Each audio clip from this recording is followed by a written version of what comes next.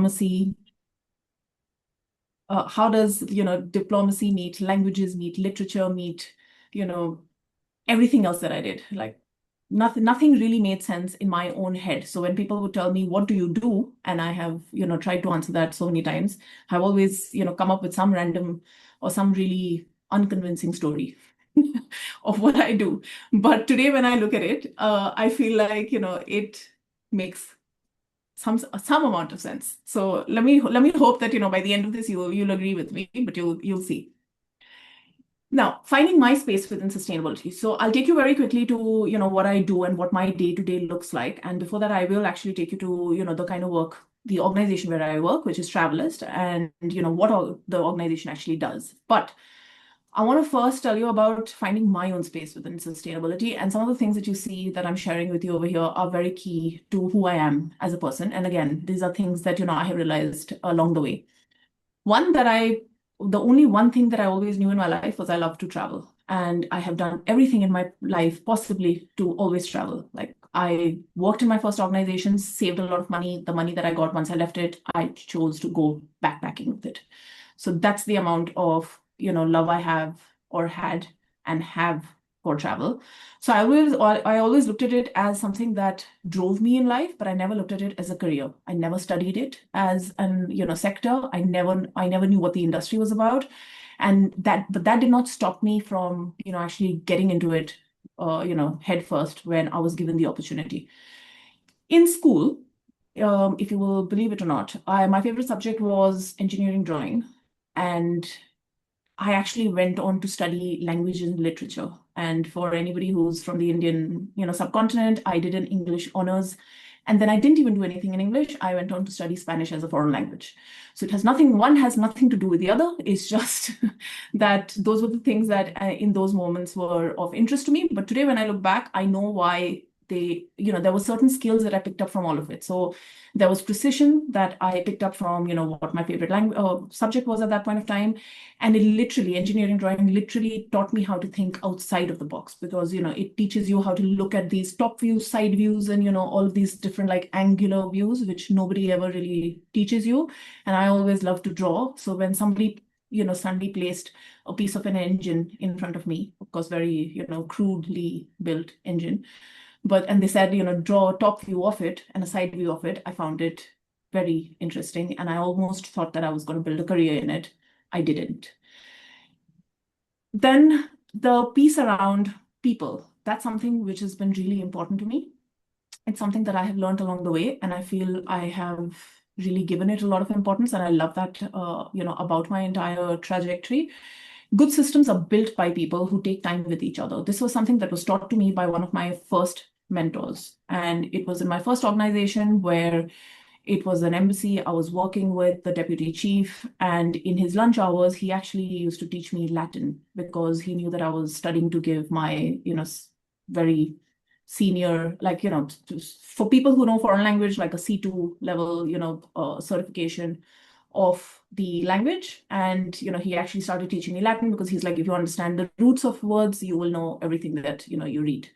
And that's what really taught me. So one thing was, the Spanish and the fact that I got the certification and all of those things, but that was not my, biggest takeaway. My biggest takeaway was that if you take time with the right kind of people and you find the right kind of people along the journey, your journey is just going to be so much more fulfilling. And that's something, and that doesn't, mean that you don't have ups and downs, but it's just something that I've really, held close to my heart, and I still do. And I always try to give back where, possible. And I always used to say something. I used to always say that I want to leave it better than I found it. And it meant nothing to anybody till, I got into sustainability. So I have to say that, and this was just before COVID, I was at that point of time working for an organization where we were looking at the promotion of a destination, a Latin American destination. And I attended a seminar by this person in the field of sustainability, very well known as a matter of fact. And he was talking about how I should, I'm promoting the destination that I was the specialist for all wrong. And I was sending, people to the wrong place because I should be thinking about it differently. And, that's how I went down the line of sustainability. Nothing to do with, again, data. which is where I am today. But, just to understand that, I then went on to read about sustainability and figured out that, as a whole, it's just people, place, and or planet, which is exactly what I've done all my life. So that's, in a nutshell, what my space is. And the reason I, took you through all of this long story is because now when I tell you everything that I look at, you will realize that I look at it from an angle which is not of an expert, but instead of somebody who is trying to find the similarities or the foundational elements in each of it. So before I go there, let's talk about the organization that I work at presently. I want to introduce the organization so that, you actually understand the kind of work that this organization does. And then, I'll open it up to questions, and I'm very happy to take the conversation anywhere. The Travalyst is the name of the organization. And as you can see, the one thing, our, North Star when we work, in the organization is changing travel for good. So which means it's an organization basically, which is trying to bring be a catalyst for good in the travel and tourism sector. What is Travalyst as an organization? It is a coalition of some of the biggest travel tech companies. We are a global independent, not-for-profit. We were founded by the Duke of Sussex in 2019, which was before the COVID hit. And that we work with our partners. You can see some of our partners are mentioned at the bottom of the slide, but we work with our partners on today's date to scale data-led solutions. I'll come to that very quickly. But one of the most important callouts is the fact that our aim in all of this is to look at consistent, credible, compliant sustainability data or information. So basically, what are we trying to do as an organization, as a not-for-profit? We are trying to mobilize the industry to deliver this sort of sustainability information and data in a consistent, credible, and compliant manner. I'm going to go through these slides really quickly because the idea is that I actually open it up for questions. So, if you have any questions, please feel free to hold on to them till the end. The approach that we have, this is something that I do want to talk about because I know that I'm going to get a lot of questions on this. And a lot of what I explain in terms of what I do on a daily basis is going to be driven on exactly the slide. What we try to do as an organization is we provide a pre-competitive platform for the organizations that you heard about. And what we do in that is we look for solutions that can then be scaled. But before you can do that, you have to find alignment. So you have to drive alignment. You have to scale this information or these solutions, which can then catalyze impact-led change. So which can then bring about change in a very small manner or in a very big manner, depending on what, of course, the solution is. But, in a very small, let's say subsect, it can bring in the kind of change that you're hoping to bring, and something that can be placed in front of the consumer and lead to credibility in the sustainability information. Some of our milestones, the reason why I have included this slide is because just so that you get an idea of all of the different sectors that we're working in, and I'm very happy to speak to it, later. But as I said, we were founded in 2019, and at that point of time, we had 5 founding partners or the travel tech companies. Today, we have 13, I think. In 2021, we had an accommodation vertical that was launched. In 2022, the travel impact model, which basically looks at your carbon footprint for aviation, was something that, or what we call the TAME, was launched.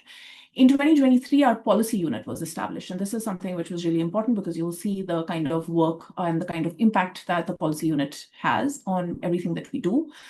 The certifications is another initiative which you would probably have heard about lately if you follow Travalyst at all, and that sits under accommodation work, and that was published in 2024. And today we have a data hub or a tech infrastructure where we aim to collect the data that I've been talking about and actually make it available to all stakeholders. So that's in a nutshell, our journey over the last few years and the key milestones. And this will give you an idea of what are the different sectors within the travel and tourism industry that, the organization works in. And now comes my day-to-day intersection. And I'm going to spend a little bit of time over here in terms of what does my day look like. So think about everything that I told you and all of the different things that I've done in life and what I am currently doing. So The aim as the data strategy lead is basically to find alignment in what are frameworks, so standards, methodologies, and policy and regulation all across sustainability for different sectors which impact the travel and tourism industry as a whole, and then bring all of it together with stakeholder management to try and scale these solutions. So that's what my day-to-day looks like. And if you ask me what my role is on today's date and what I have done in the last few years, if I could give you an example. So I started working in Travalyst in 22, in end of 22. And when I joined with a very open mind. So this is something that I was mentioning in one of the earlier slides, where I said that I did not join with any, let me say, preconceived notions of what my work was going to be. It was just that the organization seemed very interesting. I did not have any idea of what they were talking about when they would explain their work. And I got the opportunity to actually join. I thought that was something that came out of nowhere. I was very lucky to get that opportunity, and I, took the leap. I did not have any, background in any of this. So when somebody asks you, what are the skills that you require? I would say curiosity more than anything else, because that's basically what has led me here. And when it comes to, what my daily work looks like on today's date, and what I've done over the last few years is actually look at different aspects of my work at different times when they were the most, let me say, topical and pertinent questions. So it actually started when we were looking at frameworks, and we were looking at frameworks for impact calculation. So if we take 3 steps back and we talk about sustainability, what is finally sustainability, to all of us? We look at it in different ways, of course. But the way that I look at it is finally to be able to assess your impact very simply. And your impact, and your assessment could be qualitative, it could be quantitative, it could be environmental, it could be, social, it could be so many different things. It could be so many different aspects of, sustainability. But if you think about it, on a very operational level, you would, the way I look at it is in terms of impact assessment. And when I started working in the organization, I realized that frameworks were something that were so important for this sort of assessment, because there was so much that needed to be assessed, but also so little, let me say, alignment in what needed to be assessed to actually give the right information to the right stakeholders. I'm not saying we've, anybody solved it yet. So, please don't make any assumptions there. But I'm just saying that, that was the first thing that really caught my eye. And therefore, I started looking at frameworks. Then came a point where I realized that there were methodologies involved. And I had no idea what methodologies meant in this field. So that's when I actually started looking at methodologies such as life cycle assessment, or LCA-based methodologies, for some of you who might have heard of it, in impact assessment, or the GHG protocol frameworks when it comes to the kind of data points and the kind of assessments. So these are all different, let me say, frameworks or approaches to assessment. Finally, that's my that's my understanding of, or what I have taught myself to, how I basically make sense of what is very complex and very complicated. And then there are standards. There are so many standards. There are standards which basically look at different types of, assessments. So that could be from scopes. I'm sure a lot of you have heard of scope 1, 2, 3, which looks at organizational impact.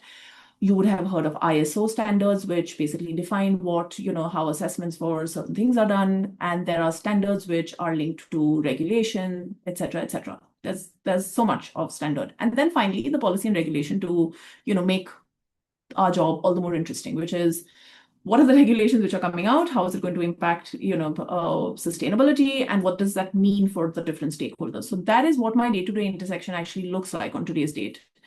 And if you now put this in context to, what I was telling you is what my background, you will see that I don't come to it from the point of being an expert in any of it, but rather to try and understand how it all makes sense coming together, finding alignment, and then understanding how you are able, how you can derive credibility from it. So I always, I always take 2 steps back. And this was something that I was telling, Tanusha the other day when we were speaking.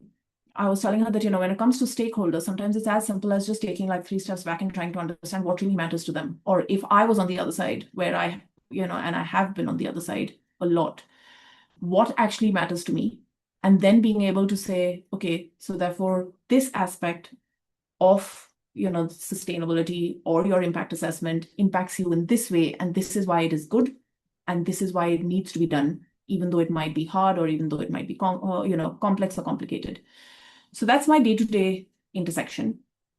And you'll see at the end of at the bottom of the slide, I've written one long thing, which is stakeholder management, because I could not stress anymore on the fact that that is the most important piece for sustainability, at least in my experience, because unless you can take everybody along on the journey, it's going to make no sense to anybody, and that doesn't help either you or anybody else in the equation.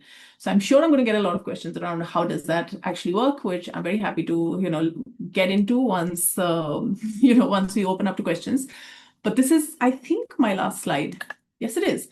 And that is me in a nutshell.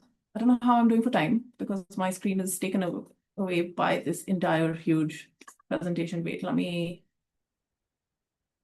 stop sharing. Anybody wants to see any slides? Tanusha, do you want me to keep up the slides by any chance? I think a way that we could probably do it is keep it at the stakeholder management slide, because you kind of talked about that is the crux of your job. Yeah. I'll keep it here, but I'll keep it in, I won't keep it in, can everybody see it nonetheless? I've not kept it in slideshow mode. Yes, we can still keep it. Yeah. You can still see it, right? Because if I go to slideshow mode, then I can't see anybody, and that's really not the way I want to, have my question and answers session. So if everybody can, see the slide, then I'll stick to this format. Yeah, that's fine. We can see it. Yeah, perfect. Perfect. So that's me. I'm done talking. That was my monologue, and hope it made a little bit of sense. And I'm very happy to take questions.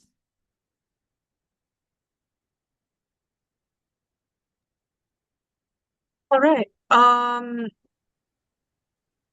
If we are okay with just looking at the chat right now. All right.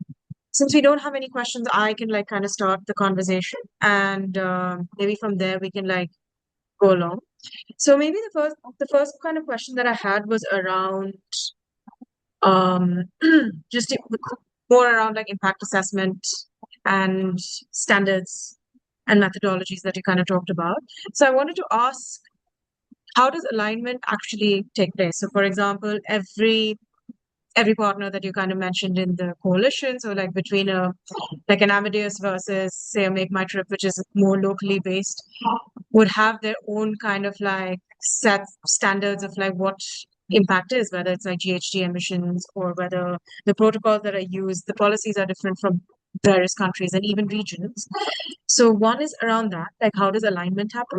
And the second bit was that you also talked about sustainable accommodation and tourism, something that's more on the ground.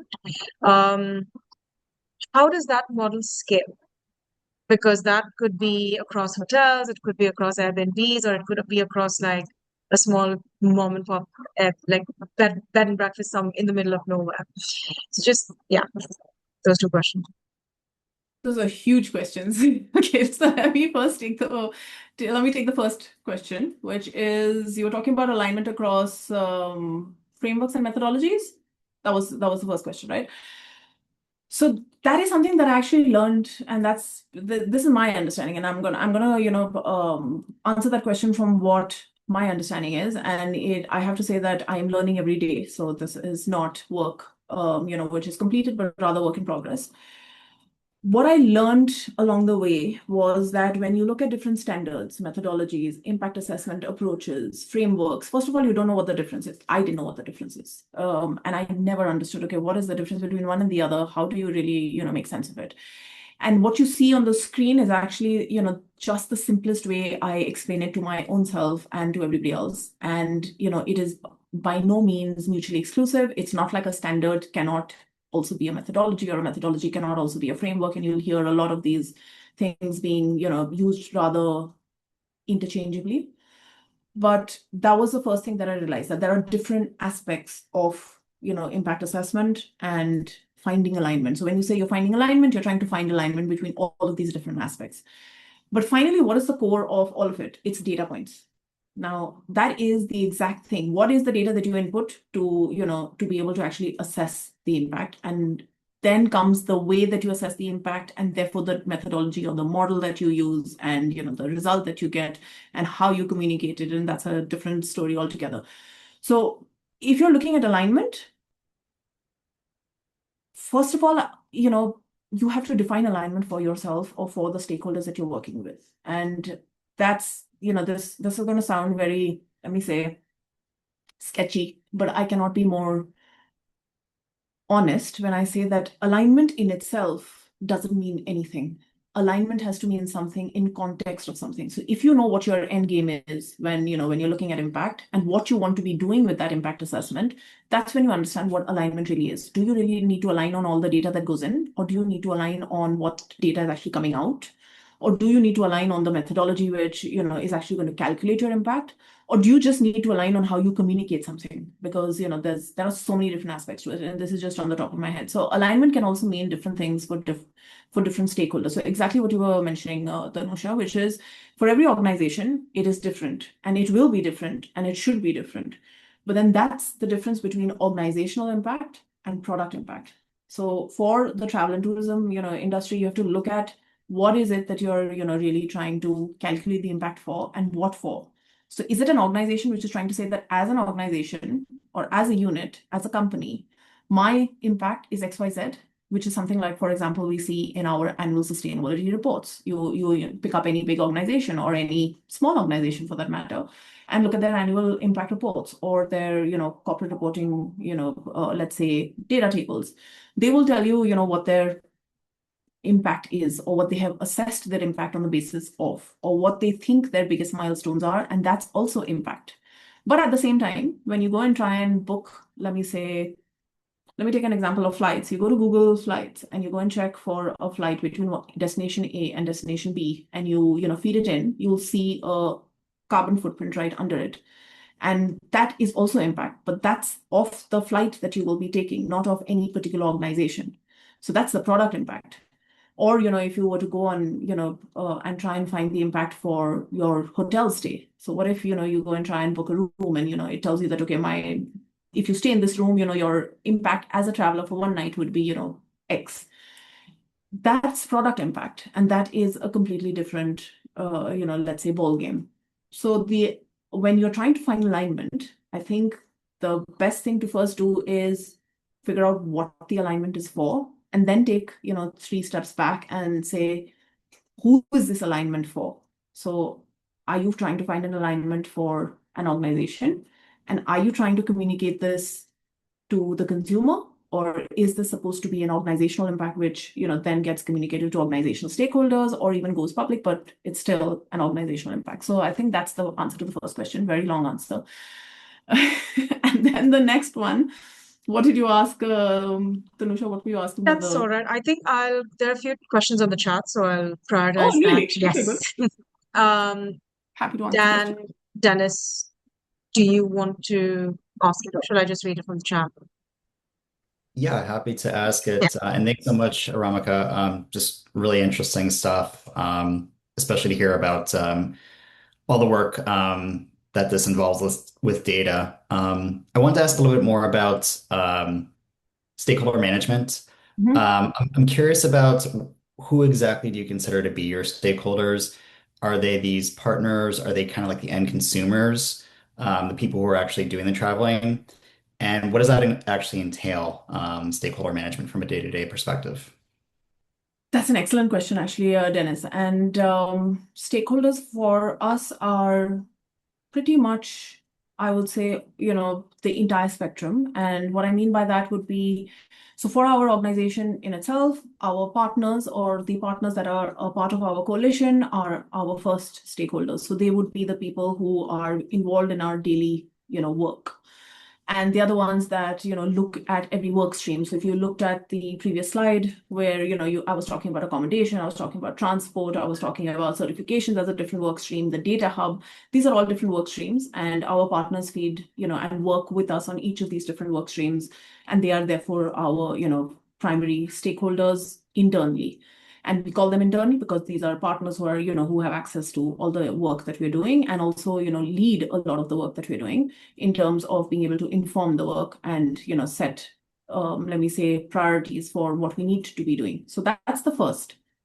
Then we also have industry stakeholders. So if you're talking about accommodation, then who are the stakeholders that you're doing this for? So does this get, like if you're looking at a hotel group, then your hotels are the, your stakeholders. If you're looking at Airbnbs or all different types of accommodation, then those are your stakeholders.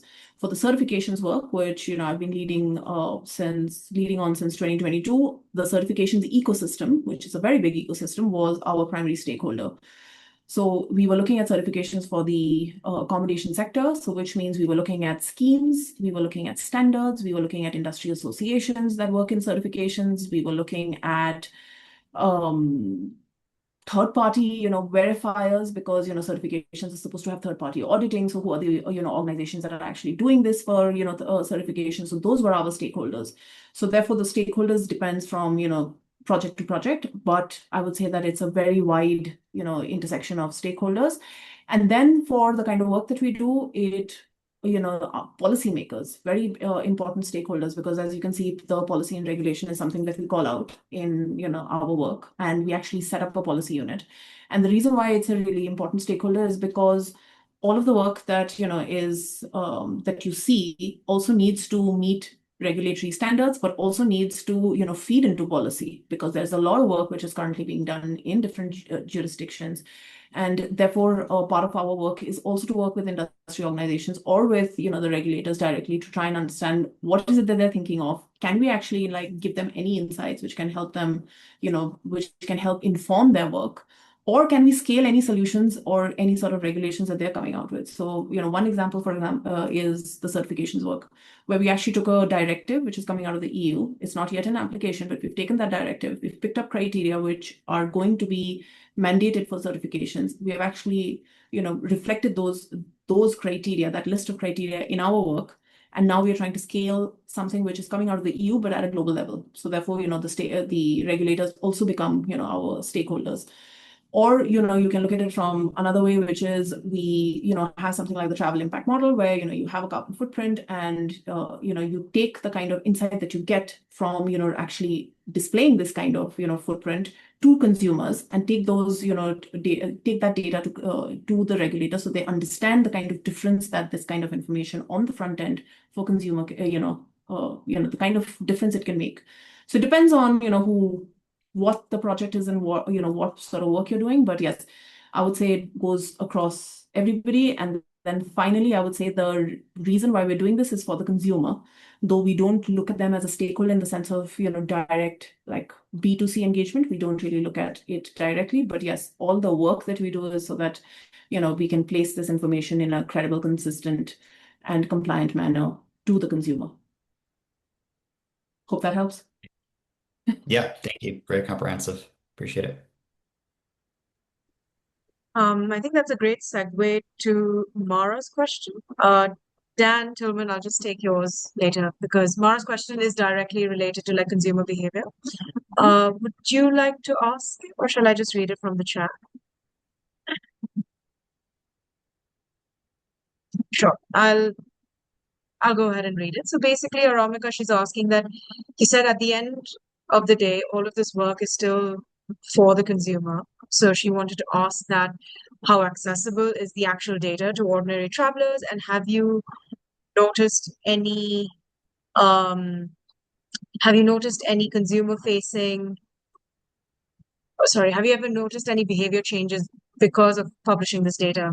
Ever maybe say pre and post Travalyst? Yeah, I'd say, well, I don't know whether I can answer that as pre and post Travalyst because I don't think we have ever, undertaken that research ourselves. But having said that, I can certainly say that yes, all of this work is being done for consumers. Yes, there is a certain amount of this data and information. So there's a difference. I want to, call out the difference between the data in itself or the information that you derive from the data to be placed in front of the consumer. You will see different aspects of it being placed in front of the consumer depending upon, the vertical. And we do make it publicly available, and that is exactly what we work towards. And it is work in progress. So I'm not going to say that it's all solved for and it's all done and dusted. Instead, it is work that we do on a daily basis to try and understand what needs to be placed in front of the consumer, and how can it be placed in front of the consumer to actually make the kind of impact that you want. So very simply, the first example that I actually already spoke about was the Google Slides, where you can see that impact, the footprint, which is under every flight, and that actually comes from the travel impact model, which is something that Travalyst incubated. Google was building it, Travalyst incubated, and it is something which is now scaled across a lot of our partners and industry organizations. Not only the partners that you might have seen on the slide, but also industry organizations. So it is something which, as a methodology, is freely available and can be aligned with. So that's one example. The other one is, for example, certifications. And that is a very different kind of information which is being placed in front of the consumer. So if you were to go on the website and check our certifications page, you would see that there's actually a list of certifications which is made publicly available, which meet the criteria that I was mentioning earlier. So it's not really data in that sense, and it's not really an impact assessment model in that sense, but at the same time, it is information that is important to a consumer who can actually go and see, okay, which are the certifications which are actually compliant with regulation, which is either incoming or already exists. So that is also publicly available. And then, talking about the data hub, there's something that I mentioned and I touched upon. So that is something where we're actually, which is going to become, let me say, or is our engine for everything that we want to make available. And obviously there need to be safeguards. So when you talk about policy and regulation, and when you talk about data, there's a lot that needs to be taken into consideration. And a lot of you that work in data will, have that kind of, let me say, context to it, where there are a lot of security laws, data governance laws, proprietary information. There's a lot that needs to be taken into consideration. But having said that, the basic understanding is that there is a certain amount of sustainability data that should be made available without any paywalls, without any barriers. And that needs to be placed in front of the consumers in all formats possible. So I know that there is a lot of discussion around what is the best way of making this information, available, and does that actually make sense? But I think, what is most important is first that the information be available. And then, you look at, okay, how can you actually make this, make sense of it? So I think there's a lot that needs to be taken into consideration, but there are different ways of putting it, that you put, in front of the consumer. And whether there is a change, I would say that yes, on a daily basis, this is a conversation that we have, and we attend so many webinars and meetings where, this aspect is discussed so much. Consumer behavior, does it actually change? Like a consumer will come in and say, I want to, I will choose, whatever. I'll choose the less, polluting option if I am given the choice. Yes, I will. I will, choose accommodation A instead of B if you tell me, it is less, has a less of a carbon footprint or impact, on, I don't know, the environment, let's say. Yes, there is a lot of survey that says it. And yes, there is enough amount of, I would say, surveys and market research and insight, documents that also say that the consumer behavior finally does not meet what survey results say, which is, so there is that gap, the say-do gap. But having said that, we firmly believe that that doesn't mean that you don't do the work that needs to be done. And that doesn't mean that it will not bring about the change that it needs to bring about. And it might be slow. It might be that we are right now not, critical mass. It might be the fact that, information needs to be placed in more number of ways or at, other places. But that doesn't mean that the information, doesn't get placed. So yes, there is a, gap, and there is work to be done there. But I think on a daily basis, we see small wins, which, are a really big deal for us. So for example, if you go and see the latest report that Booking just released, you'll see that there were 100 million rooms which were booked in 2025. Please go and have a look at the exact number. I might be, misquoting the exact number, but there were 100 million rooms, if I'm not wrong, booked in 2025, which hold a sustainability certification. So there is, and these were booked by travelers. So there is, a certain amount of, let me say, importance to the work that, we can all be doing of placing this in front of, the consumers. But is there a direct line? Is it, is there something where you can say hence proved QED? No, I don't think it's as simple. But that should not deter us.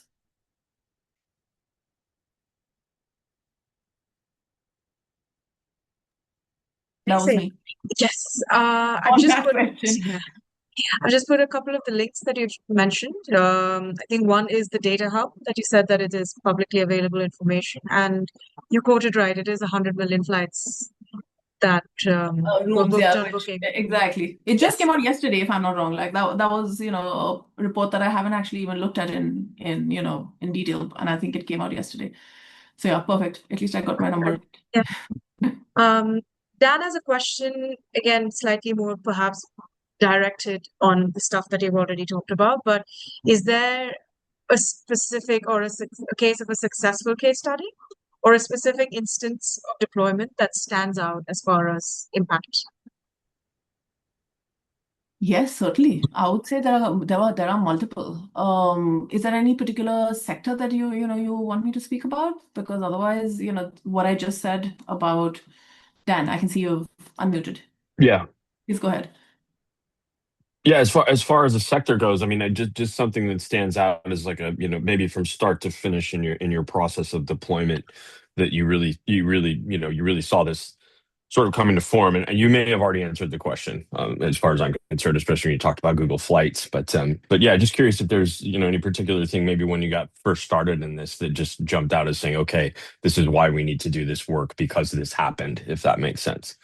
Yeah, of course. I'll actually give you the backstory. So you've heard me mention certifications quite a few times, and I'll take that as an example and case study to share that with the group today, just because it is something that we actually saw from start to finish, and we did not know, how much of an impact or how important the work would be. But, on today's date, we know that it does, play an important role, and we continue to work on it, and it's not work which is done. So if you go back to let's go back to the start. So I said that, the organization started in 2019 and, then COVID hit. And then there was very little that was being, done in terms of, the travel and tourism sector and, coming together and doing this work. And it was in 2022 where, the industry globally started to open up again. And, travel actually picked up again. And, we actually started doing, reconvening with our partners to actually work in different sectors. So at that point of time, accommodation was one of the work streams where it still is. And that was one of the work streams where we looked at certifications as a tool. And it was at that point of time a tool for verification of sustainability information that a hotel might be sharing with you. And what became really clear really quickly was that right after COVID and right after this entire, let me say, few years, suddenly sustainability was the buzzword. And suddenly, you had certifications, pledges, schemes, awards, like all sorts of, let me say, initiatives which were coming out of the industry, which was making it difficult for a consumer to actually understand what the difference between all of this was. And as a result, what happened and what became really, clear in our working groups when we were working with our partners was that our, partners who are OTAs or platforms which actually display these certifications on the front end did not know which one to actually display as opposed to another, because there was no, list of criteria that was really differentiating one from the other. But if you go back to the drawing board and you try and define what a certification is, it's supposed to have third-party auditing, and that is what a certification actually is supposed to be doing. It's supposed to have external verification. Not all programs, let me say, actually had that, because there were so many that suddenly came up, which were talking about their pledges or their commitment to certain things. It doesn't mean that they were not doing good work, but that doesn't mean that it could get clubbed under the same, let's say, definition of what a certification is. So that's where good governance criteria suddenly became really important. And it didn't exist. At that point of time, there was a very big gap in the industry for good governance criteria that could actually, filter out the certifications or the third-party certifications for what they were. And that's how our work started in 2022. We actually came up with a very simple list of, 3 criteria, one of which was, do you have third-party auditing? And that was how, the initiative actually started. And then it just grew from what it was in 2022. We actually came up with a list, in 24, where we applied that criteria or that list of criteria to, all, certification schemes, standards, et cetera, et cetera. And then we realized that there was another gap in the industry where you did not know who you were applying it to. Were you applying it to a certification body or to a certification scheme or, to a standard owner or, to an industry organization? Because all of them exist. So, who are you actually applying this to and who actually fits the definition of what needs to be done? And that's where the Empowering Consumers Directive, for those of you who, are aware of the ECGT directive, which is coming out of the EU and entering into application in September, actually brought out its draft. And that's where the criteria, Sunday, and they came up with the good governance criteria, where they said that, okay, these are the, 4 criteria that certification schemes should be meeting in order to display sustainability information to consumers, very simply. So if you want to be communicating with European, consumers, then as a certification or as a sustainability, label, you need to meet these criteria. That was pretty much what, the regulation was saying for that particular aspect. And that's what we then aligned with. So, if you can see the whole trajectory of where we started and where we are right now, and currently we are running the second iteration. If you go on the webpage and, again, certifications, you'll see a lot of information there. But I think that's a, really good case of where we started from scratch and, are still running an iteration which we are building on a daily basis. It's still not done. We are still learning. There are still gaps in the industry when it comes to implementation of it. But, the more you actually do it, the more gaps you are able to identify. And therefore, you can go back to the stakeholders with, these problem statements, try and find solutions together, and then go back to, rebuild. So yeah, that is a case study. Great. Thank you. Most welcome. I think the last. Tillman, do you want to read your question or shall I go ahead?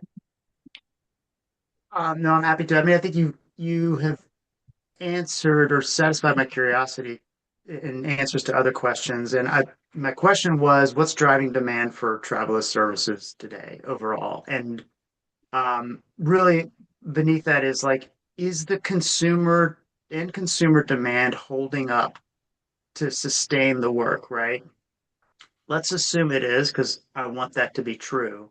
So then the second part of the question is, from a data strategy perspective, but I'm going to change the question. Is there anything that you would like to unlock that you think could help sustain that demand? Is there something that is to date that you haven't yet been able to do that you think would contribute? Yeah, of course. So there are two parts to the bridge that you're building. There are 2 parts to it, the way that I look at it. One about how you see, geopolitically speaking, there's a huge, let me say, there's a curve. Let me put it this way. So, sometimes it goes up, sometimes it goes down, and there's a lot of, let me say, flux. But at the same time, if you were to draw one line, find the median, you'll find it. And there it does exist. It might go a little up and down, but it does exist. And as long as you, keep your head down and, keep on with the work, there is enough of, let me say, support from organizations, from, stakeholders from different parts of the world towards this work. What makes, Travalyst services, let me say, important, because that was one of the questions that you asked, was basically looking at, sustainability as a pre-competitive, aspect of your operations. Sustainability should not be something that is about marketing. It should not be something about, it should not be something on the basis of which you compete. It should be something which, as an industry, you all align, all of us align, with. And therefore, for all of us as consumers, and I'm going to count myself in it, when I make a decision, I see the same sustainability information in front of me, whether it is, one or the other platform giving it to me. So, that's, I feel like, the most important aspect of what we, work towards. In terms of something that we are still, working towards and haven't been able to crack, I feel like is certainly the foundational data. So, that is something that I am going to say is what I work on a daily, if not an hourly basis, which is basically trying to find the foundational data that you can collect, which will basically be data that can then feed into any use case of impact assessment, which is a very ideal scenario, but it is possible if you were to draw certain guardrails. So if I were to give context, because I know that you were drawing the bridge between what work we which hasn't been able to do and how that matters to the consumer, but here I'm talking about like foundational data, because that will basically break a lot of the barriers of impact assessment. A lot of the organizations today find it so difficult to repeatedly give the same kind of data in different formats, in two different questions, two different organizations. Like, there is so much of data channeling, let me say, noise, and there's so much of demand that a lot of these organizations, and the smaller organizations or mid-sized organizations, actually find it really hard to actually keep up with it. So to be able to actually take that kind of foundational data, even if we say just environment, let's just draw the guardrails around energy, water, waste, and say that if you're able to collect that data just once in a format which can then feed into any use case that you have, whether it's organizational reporting, whether it is product reporting, whether it is impact reports, whether it is hotspot identification, whatever it is, whatever be your use case, if you can just collect it once and make that available without any barriers or without significant barriers to the different stakeholders, then that would certainly have a direct impact on the kind of information that is available in front of the consumer, because you would suddenly see a much larger uptake. Or at least those are the assumptions that we work with. And of course, it's work that we need to continue to do, and these are assumptions that we need to continue to test on a daily basis. But yes, that's the answer to your question of something that we are trying to crack and working very hard towards.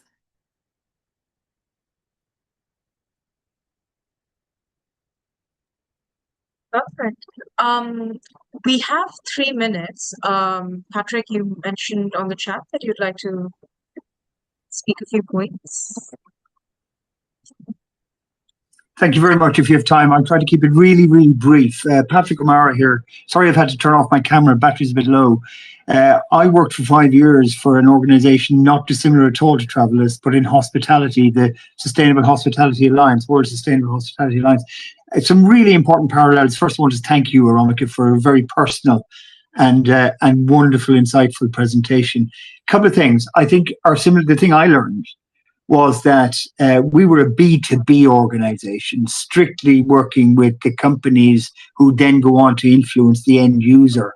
And I think that really is about, you try to influence the people who influence the end user. I think that was really the methodology, rather than trying to influence customers on a grand scale. That was something we certainly could never achieve.